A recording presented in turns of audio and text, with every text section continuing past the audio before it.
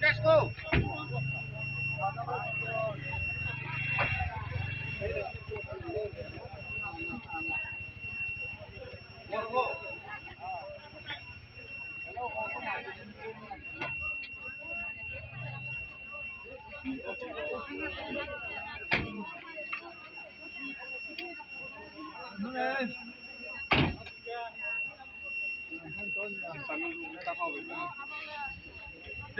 SK tapo hin kalse.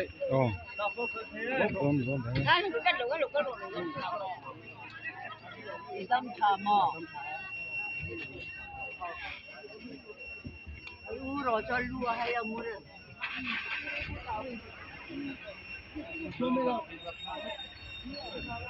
Bal bang.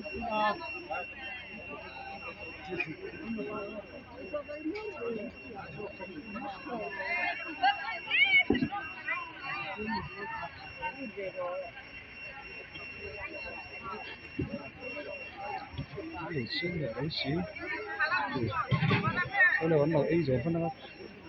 Thô tiếng cái này mấy? Thô tiếng cái này mấy?